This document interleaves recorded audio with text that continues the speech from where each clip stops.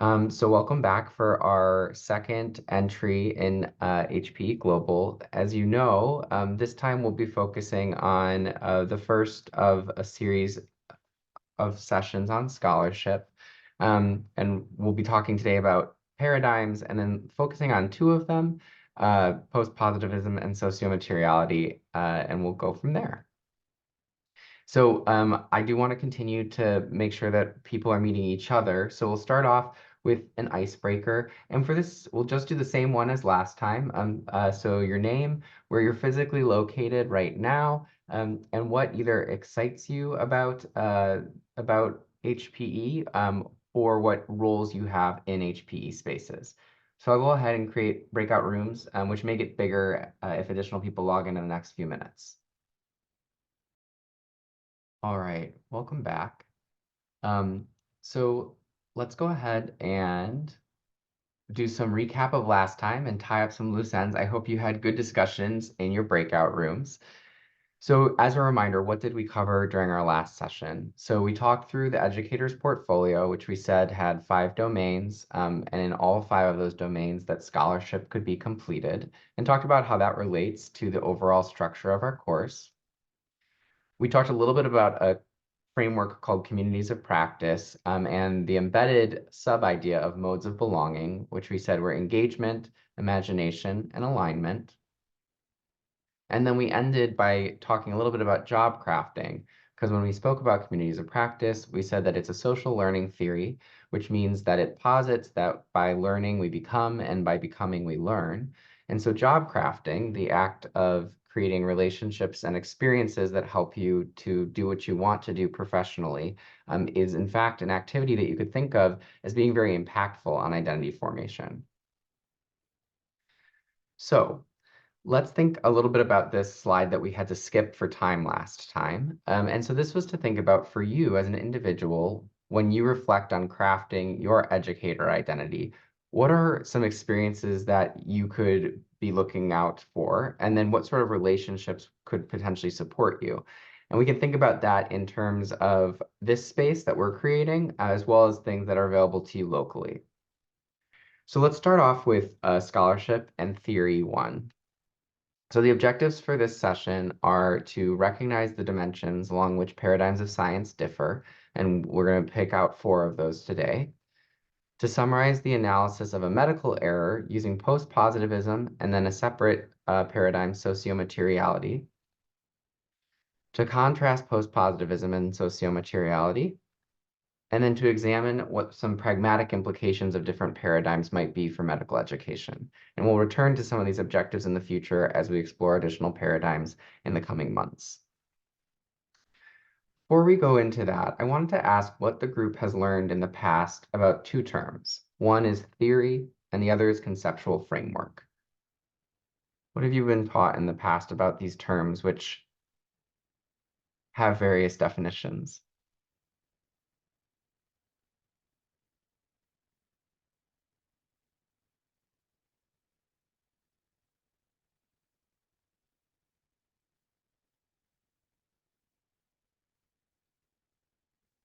So what about theory? Do you remember anything maybe even from an early, like primary or secondary school science course or social science course?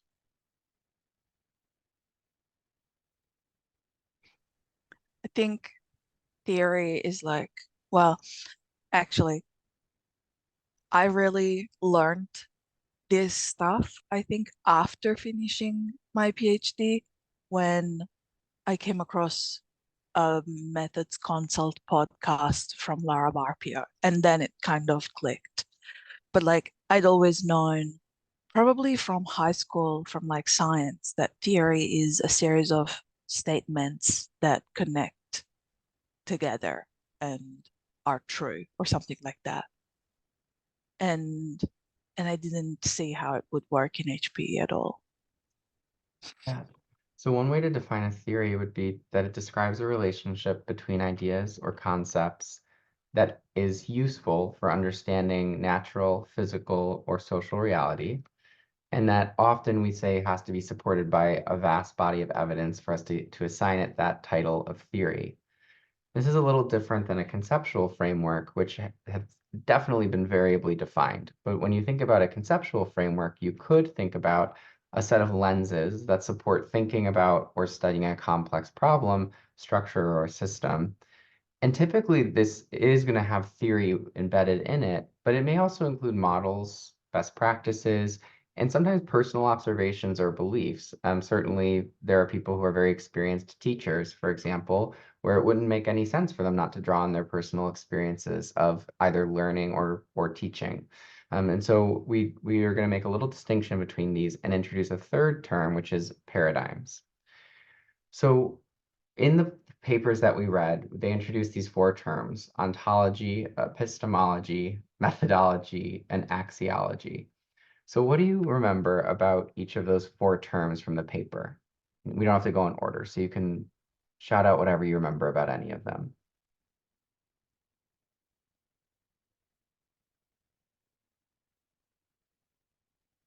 Or you can pull the paper up if that's more helpful. In fact, Oh, I can start. Ontology, I remember it is what reality is how you see the world around you in that paradigm. excellent.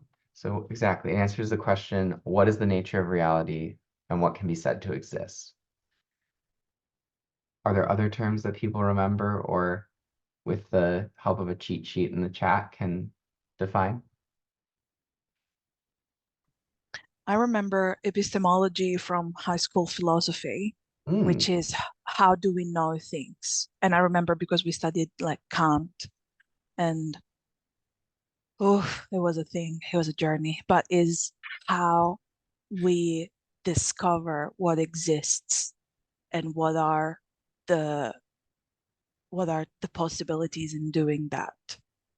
excellent. Yeah. I mean, Nora, at some point you'll have to teach us all about what high school was like for you, because I've never heard of an American high school that teaches philosophy. That sounds very Yeah. enlightening. So yeah, epistemology answers questions about knowledge. So how do we justify knowledge? What is the nature of knowledge? And how do we know what is real? And this flows really naturally into methodology, which answers the question, by what processes do we grow our knowledge of reality? And then we're left with this final term, axiology. Does anyone remember what that was defined as in the readings? I The remember value. because it was very interesting. Um, it is what is the value of what you're asking and like questioning what are we supporting by asking those questions. Excellent. And Layla, if you had additional thoughts, please, or if you want to just echo that, that's great too. Yeah, actually, my understanding of axiology is very similar with Noah said. So it's the value that underlying your how you see the reality and how you pursue the knowledge. So yeah. Excellent. Yeah. So it's really, it asks this question, what values inform our paradigms and our philosophies? So all four parts are important when we're thinking about engaging in scholarship. And I wanted to use this opportunity, to kind of turn back to the group and ask some questions. So these terms that you encountered in the reading, was this a return trip for you or were they unfamiliar? What were some of your first impressions as you worked through the readings? So just your reaction to the information that was in them. And then as you read, were there prior or current experiences that came to mind that made sense in a different way as you did the readings?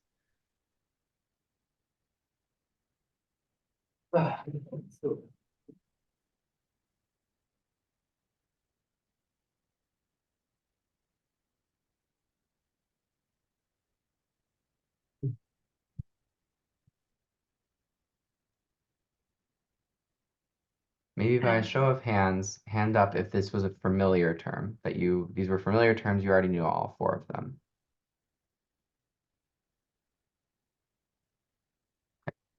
So it's familiar. What about impressions of the reading? Did you find it helpful, interesting? Yeah, I find it very helpful. Actually, I'm not really accustomed with these paradigms because I have like strong scientific training in the past, but conducting my PhD in pharmacy education, then I need to learn about these paradigms and conceptual framework and everything. So I feel that paradigms is really interesting concept because it connects my project and my understanding with the philosophy, which is the very essence of PhD, like Doctor of Philosophy. So I feel that this concept is really helpful, and it helps you to guide to align your own paradigms with your research methodology. So yeah, it's Yeah, a really interesting and comprehensive concept.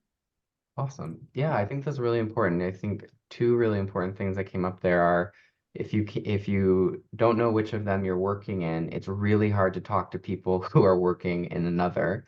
And I really like that you brought up the term of alignment because when I review, for example, or edit for some of the roles that I have in med ed, that's a question I'm often asking myself, is what paradigm is this person inside of, and is everything about what they're doing lined up?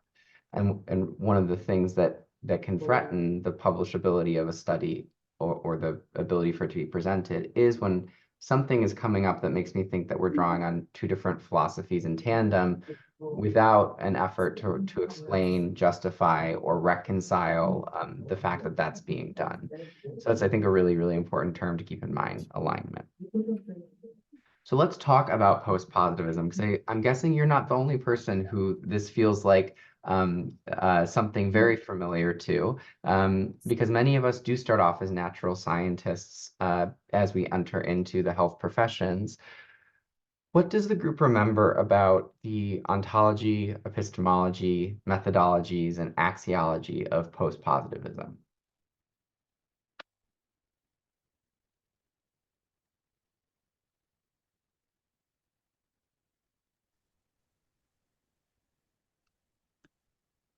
I always think that post-positivism is like, I like that, and they wrote it, there's a sense of scientific humility that, positivism started a lot when people figured that humans were the privileged being on Earth and we were destined to understand the world.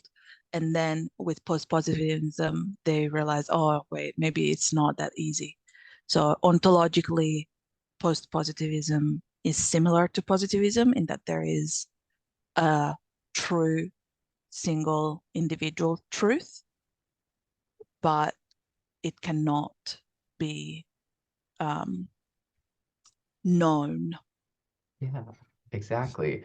I often think of like my college chemistry TA who would be like, you didn't prove anything. You just failed to disprove it as an embodiment of post-positivism. And to highlight some of what Nora said, so ontology, the answer to questions about reality that post-positivism puts forward is that reality is single, it's objective, it's external to us, and it's tangible and measurable, but we can't ever directly observe it.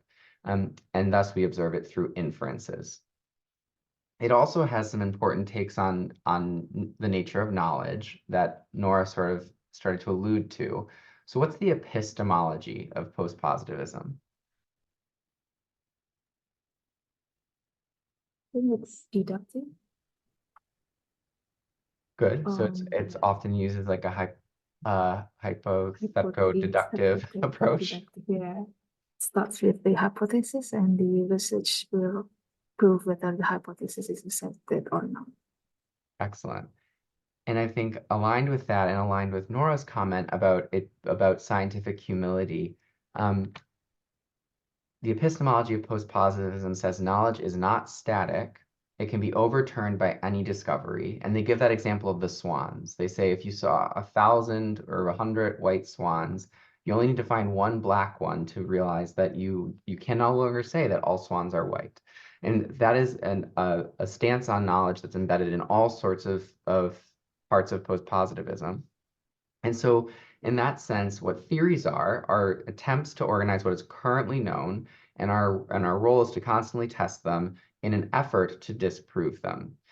And so our approach here is very incremental, which is why post-positivists will often think about the current literature and ask the question, what would move it just an inch forward? And that is what they would view as a reasonable next experimental step. And that brings us to the methods that they use. So what are some of the methods that we see in post-positivism?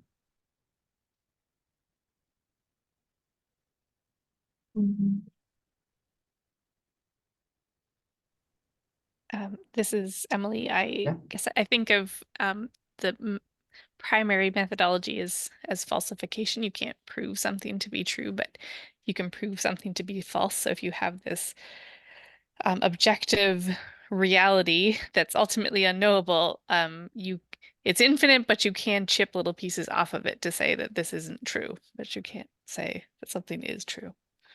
Excellent. Yeah. So I think kind of both an answer to an axiologic, epistemologic, and methodologic question. And so to round this out, the methodology often used here is experimentation. And as you said, Emily, it's an opportunity specifically to falsify or fail to support a theory. And this is in contrast to positivism, which Nora gave us a great primer on, where things were confirmed and proven. And the axiology here is really important, and we'll contrast it to others later on in the course. But here we acknowledge that the researcher does play a role in how they pose questions, design studies, and that is, of course, influenced by their prior knowledge, values, and beliefs. But we actually, in post-positivism, treat that as bias. We think of that as a threat to the study or to the experiment, and we try to guard against it sometimes in experimental planning. And so we'll come back to that idea, but one could, I think, imagine how it is problematic that most people who come into health professions education have been taught for a really long time that individual experience is a source of bias. And we'll revisit that when we talk in later sessions about critical theory. Did everyone get a chance to, yes, post-positivists are the cause of all statistics, and I similarly have mixed feelings about them. Although they also did help us, like, create the COVID vaccine, so they're not all bad. Did everyone get a chance in the reading to look at the case of Lee? It was a box, and I know sometimes when we're rushing, we can skip. Okay, because we're going to talk through this case. So I just want to make sure we're all on the same page about it. So as a reminder, Lee is a resident, and Lee accidentally gives a 10 times dose of Narcan to a patient, and there's no bad outcome to the patient, but for Lee, it's an upsetting experience. So thinking about what we just said about post-positivism, how might a researcher examine the case of Lee using a post-positivistic lens? What are the questions they might ask, and how might they go about answering them?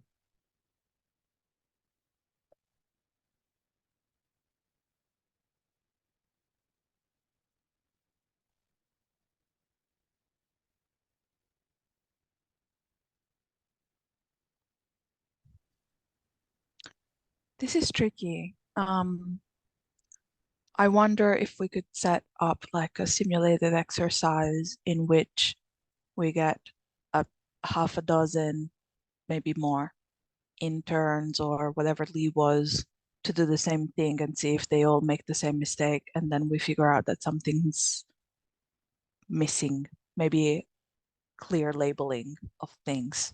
I love that. Yeah. So coming up with some sort of experiment that we can conduct to learn more about the error. Other ideas for how a post-positivist could go about studying the case of Lee? Probably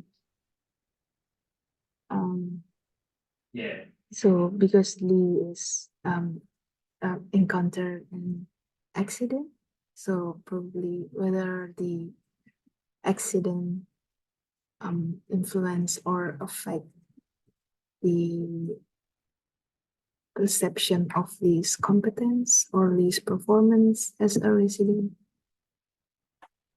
Excellent. Yeah, I love that.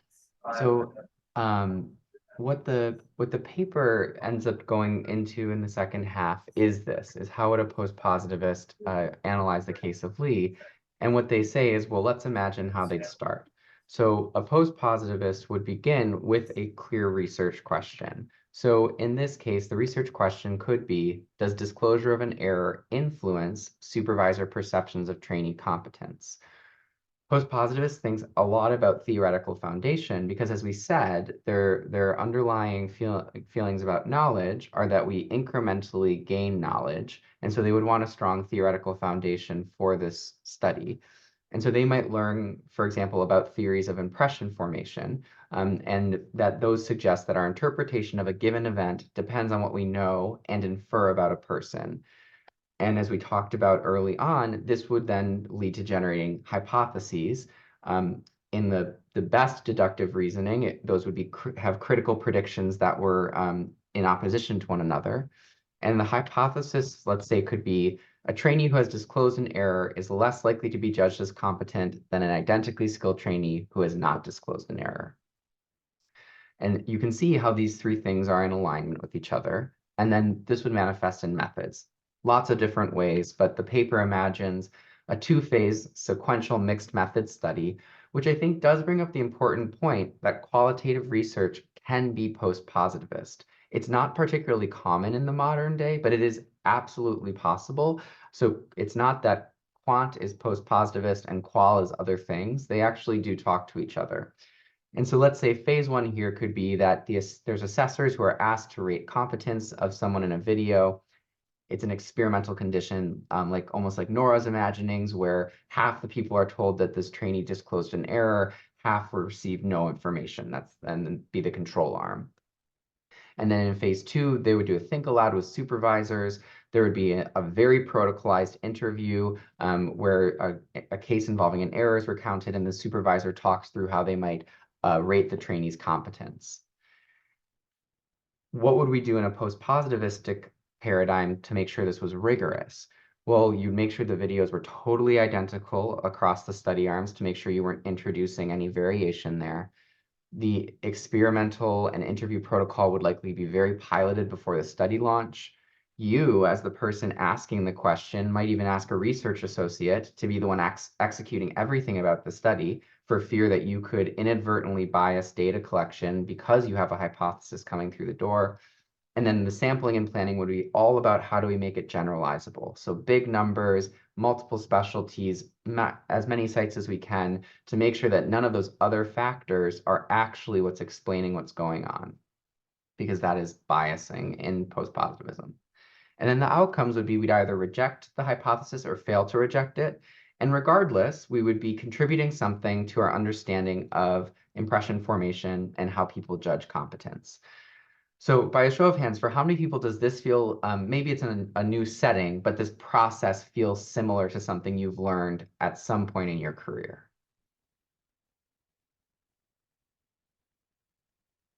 I can remember like science teachers taking me through this. It was probably about like frogs or something, but this process feels familiar. And that's my hope. For many of us, this is us as the fish seeing the water. It's an articulation of something we've been taught for a really long time is the way to think about science. And I want us to introduce ourselves in the next several weeks to other ways of thinking about science, because they're used commonly by the people we will work with as education researchers. So let's talk now about sociomateriality. I want to give another quick pause to just ask, what did people think of this reading? What was your just gut reactions to it? Questions you had, things you thought of as you read it? I see Noah just loved it. We have a heart emoji from Noah. I think I had not looked into this before, and it was fascinating. And after I read it, I think I was very conscious of how I interact a lot with things Yeah. during the rest of the day, and it was a bit crazy. Yeah. But I noticed how much I interact with things. Like I was making coffee, and the process of making coffee was wild. Yeah. One of the questions that people who write about sociomateriality will sometimes use in their interview protocols is they'll tell the person, imagine that there's an extraterrestrial being that comes to Earth and they have to embody you at work, that you'll get as much time off as you want, as long as they don't go and be detected. Take me through everything they would need to know about what you do. And it tends to be a prompt that gets people to be like, well, I have like my favorite coffee mug that I always make my coffee in on Monday morning. And you, as you said, you realize how much we interface with non-human actors. Noah, did I see you on mute and then I cut you off, or did I make that up? Oh yeah, I was just gonna say I really love this reading. During the pandemic, I got into a rabbit hole of philosophy, and it echoed a lot of thoughts uh, that I read before. And I thought of differences between the US health system, especially the EMR, and the Brazilian healthcare system. So here in Brazil, we have a very rudimentary EMR. And because of that, we don't have access to outside hospital records. And I felt that in my time in the US, we relied too much in the EMR, and we often, prioritize reconciling the information in the EMR instead of talking to patients, which is the complete opposite uh, here in Brazil. And I think that difference is mostly driven by the differences in the object that we interact with. So I found it very interesting. Yeah, I think that's such a fascinating reflection. When I teach this portion of this session at UCSF, trainees often reflect on rotating across 3 different sites. So being at the VA, being at the tertiary center, being at the safety net hospital, which at some points in UCSF's history have all had different medical records. Um, and in fact, I think like an editorial waiting to happen is like a socio-material take on multi-site practice. So if anyone's interested, let's brainstorm. Emily, I see your hand is up. Yeah, thanks. I in my wearing my not my HPE hat, but my public health hat, have some familiarity with qualitative methods, but this sociomateriality was totally new to me. But I'm excited for the next couple of your slides because I struggled to understand how this was a sort of a way of looking at the world separate from other relativist ontologies rather than just sort of a layer on top that specifically looks at the interaction between the social and the material, which seems like something you could add to other ways of knowing. Um, so I'm interested to hear what other people have to say, and hopefully because I couldn't get that through the paper. I agree with that, and I think they struggle with it as authors too a little bit. So let's highlight a few terms and then go to a slide where we can explore this deeper and reflect on Emily's very astute question and reflection. So some important terms that came up in that table, agency. So in sociomateriality, this refers to the ability to act or exert power. And this is seen as being distributed and not completely evenly necessarily, but distributed across people and things within a network. There's another term, assemblage, and this refers to heterogeneous and continuously evolving gatherings of natural, technological, human, and non-human actors. Perhaps a global Zoom classroom, there's no better place to think about this concept than. And then emergence is a concept in sociomateriality, which, as someone who initially trained in neurobiology, I think about in the terms of like a neuronal network and consciousness. You may have heard about in your biologic classrooms, for example, about the idea of emergent properties, that sometimes networks have qualities that none of the individual parts will have. Sociomateriality takes that idea and sort of extends it to the non-human, non-organic, and it's a concept that posits all things in the world, objects, people, practices, surface through gatherings and negotiations of various human and non-human actors. We'll talk about that near the end of the session. It refers to practices, the sayings, doings, and relations with objects that make up people's everyday lives.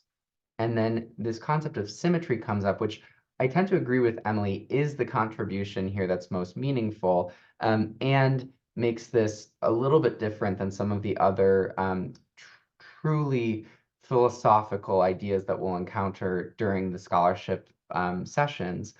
And so symmetry refers to the idea that human and non-human actors deserve equal consideration in socio-material analysis. And so in this way, it's a response to a tradition in social science which centered what was human over all else. And you can see that if you go back to the original writings, for example, of communities of practice, there's terms like artifact that refer to non-human actors, but it is so clearly centered on what is human, in a way that maybe is a limitation of that way of thinking about learning. So thinking back to the reading, let's flesh out a little bit sociomateriality's onto epistemology, its methodologies, and then its underlying values or axiology. What do you remember from the reading?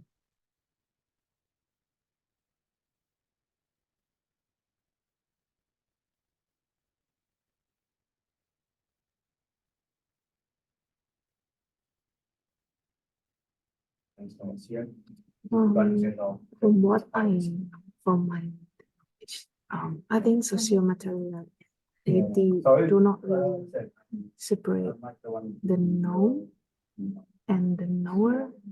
So it gives me an idea that it's not only the human that known, but the objects surrounding the human also know something, and it can be used to learn about the nature of reality. So yeah. Excellent. Yeah, I completely agree. So I think a really important aspect, contrasting this to post-positivism, is that post-positivism, we strive for the researcher to be outside the phenomena looking at it. Sociomateriality says, well, the minute you define the phenomena as the researcher, you become a part of it. You are literally a node in the network that is crafting that phenomena's existence. And so this means that the knower and the known and the object of study and the researcher cannot be dissociated from one another. And that does have methodologic implications, like things around how distant or detached do I have to be, depends on the study that you're doing. So the ontoepistemology here would be that the world is made up of assemblages of these mixes of people, things, and practices that entangle.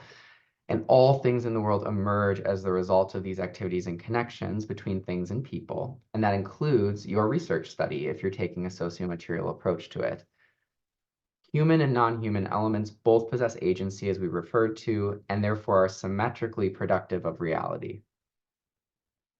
It goes on further to say there's no separation between knowledge and reality, that ontology and epistemology are knit together, and the researcher is not separate from the subject of study, as I forecast at the top of this. What are some of the methods that we see being used in sociomateriality?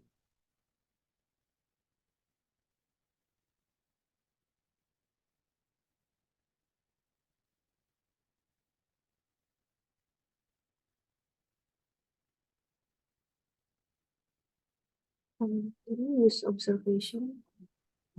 Yeah, so it really is a lot of ethnographic method. And one of the important things is when we think about post-positivism, we start off with a research question that usually involves then testing the hypotheses that come out of that question.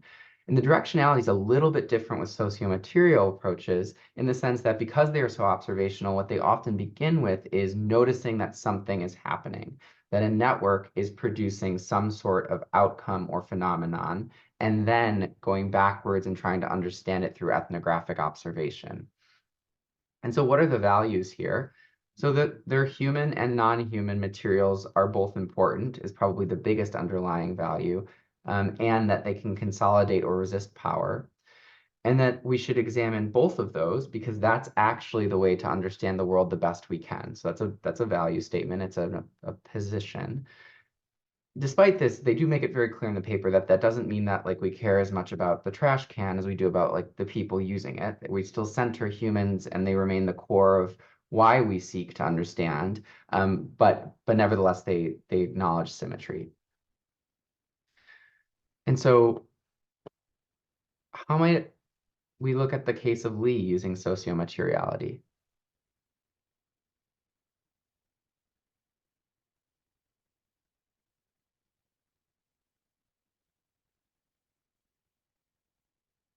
Maybe let's name what is the phenomena. Let's give it a name, and then what would we do to understand it?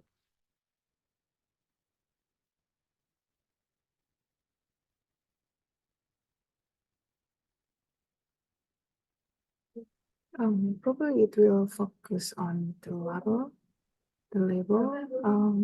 because we noticed there is something wrong.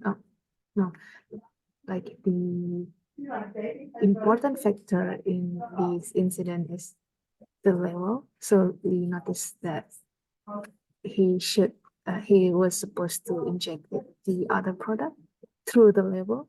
So probably by investigating the level, the incident can be prevented or something.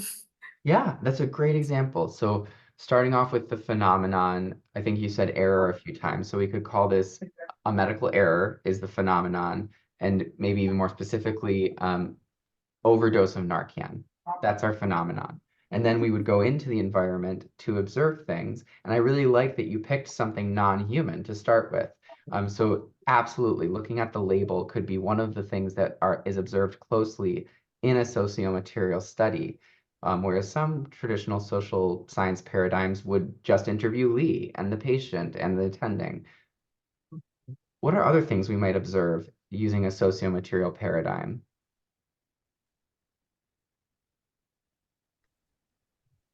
The room, the lighting, like how well lit the room was, were there sounds in the environment that were distractingly at the moment of the administration?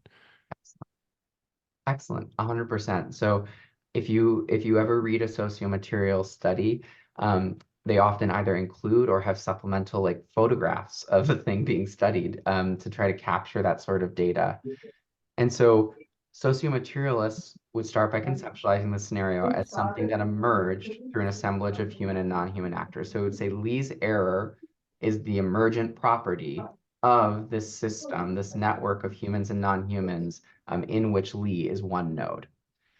And then they would collect data on these elements to understand how the relationships led to the medical error. And this is a paper by one of the authors who wrote about sociomateriality, giving a supplemental digital appendix where they show how, for example, they analyzed text and videos. So it asked general questions about it. What's your first impression of it? What do you think it was meant to do? What do you think it's actually doing? And so this is an example of how you could actually take the sociomaterial perspective and turn it into a very pragmatic approach to studying something. And then, of course, you could accompany this with field notes, photographs of the room, examining other incidents reports that are about this specific type of Narcan, and then, of course, still acknowledging the humans involved, interviewing Lee, interviewing others. And key questions would be things like what elements are actually in the assemblage in this scenario? And that can be really complicated. Like, if something about the medical record was involved, the assemblage might even involve the programmers at the company that makes the EMR. So these networks can be wide and far reaching. And then once we get an understanding of the assemblage, how did each piece of it contribute to bringing about this event? So really moving us past the concept of it being a human error. Those of us who practice in the US, and I imagine other places, may be familiar with this concept through things like a root cause analysis. What I think sociomateriality does a little bit different than just an RCA is it pays a lot of attention to when there is a rupture and a network produces something undesirable. It goes so far as to figure out like what nodes are the most influential. And I think it really prioritizes reaching far out, whereas I think an RCA that's truly just a QI project wouldn't necessarily in the fishbone be like, well, the EMR programmers who aren't compensated for their time correctly and had a tight deadline were a part of the assemblage that led to this error. It's a little bit more local. Nora, I see your hands up. I think I don't know if this makes sense, but it kind of brings to mind the idea of the Swiss cheese analysis, right? Yeah. So we're analyzing what poles lined up. So yeah, I thought it was interesting. There were a few things that are interesting that I would like also to add, which is who ordered the medication. Mm. In my idea, even the manufacturing, like of the why is a medication produced in a way that not an entire vial needs to be administered? Like it's interesting. Yeah. And yeah, and then this is probably because I really did not consider humans a lot, non-humans before, but I would like, Yeah. I don't know how it works in different systems, but in my view, it wouldn't be the doctor to administer the drug, it would be a nurse. So I would be interested in that situation and how that communication took place. And this is probably veering off social materiality into another something paradigm. Yeah, for example, depending on Lee's gender, there might be a critical theory question, for example, to ask there. Is it Jin? Is that right? Yeah, it's Jinsol. Oh, sorry. But no worries. I thought this is really interesting. My interest is around like design thinking. So around the concept of problem framing, before starting to start doing some, looking for solutions, you're looking for defining the problem in the first place. So there's a few toolkits that they use around design, where it's interviews, observations, and immersions, and then you end up doing empathy mapping to see what the interviewee is saying, but then you can't really get to the nuances of what they're thinking, doing, or feeling. So you start doing observations to get a higher level view. Then you also do immersions, which is like doing the activities with them as well, to get a sense of some of the emotional underpinning. So it's pretty interesting that this framework. It's quite fascinating. I also didn't do the pre-reading, so it's a little bit harder to understand, but it's quite interesting. I would definitely have to go back. Yeah, and read no, that's okay. And I think so anyone who watches this recording, you couldn't get through the session without the reading. It was possible to do. Awesome. So let's talk in our last 30 seconds about some pragmatic implications. Maybe if anyone wants to comment on how would this relate to like something like learner assessment, and then we could pin this for our next discussion. That would be a way to fold some people in and make each of you a mini expert for some of our other classmates who might show up for next time. But anything that immediately comes to mind for how this could be pragmatically important?